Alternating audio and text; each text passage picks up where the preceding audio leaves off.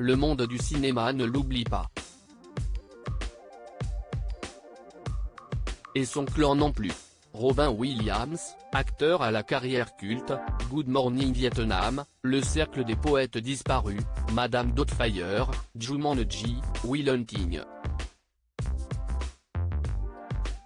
est mort il y a déjà 8 ans. Le comédien s'est suicidé par pendaison alors qu'il luttait contre sa santé déclinante, lui qui était touché par la maladie à corps de Lévy. Il laissait alors derrière lui 3 enfants et une femme, Suzanne Schneider. Celle-ci avait livré à l'époque un témoignage très dur sur la fin de vie de l'acteur. Les mois qui ont précédé sa mort, Robin Williams commençait à perdre le contrôle de son corps et de ses capacités mentales. Pour Suzanne, ce déclin était tellement dur à vivre qu'elle était persuadée qu'il en venait à se cogner volontairement la tête contre les murs. Elle l'avait un jour retrouvé avec du sang sur le crâne. Un an de recherche après la mort de mon mari pour savoir ce qui l'a tué, à me renseigner sur la maladie et ses symptômes, j'ai compris que sa vision était affectée en profondeur, et qu'il perdait sa capacité à reconnaître et identifier les objets. J'ai compris qu'il était seulement en colère contre lui-même, et qu'il en avait assez de tout ça, c'était sa façon d'exprimer sa colère, disait-elle dans l'émission Good Morning America.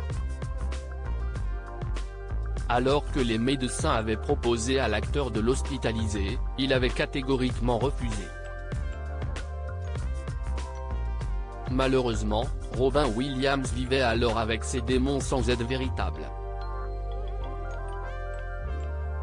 Jusqu'au jour où celui qui doublait le génie d'Aladin décide d'en finir avec la vie. Alors qu'il ne dormait plus avec sa femme, en raison de son sommeil très perturbé par sa maladie, l'acteur va à plusieurs reprises voir Suzanne dans sa chambre, sachant le geste terrible qu'il allait commettre. Il m'a dit bonne nuit, bonne nuit.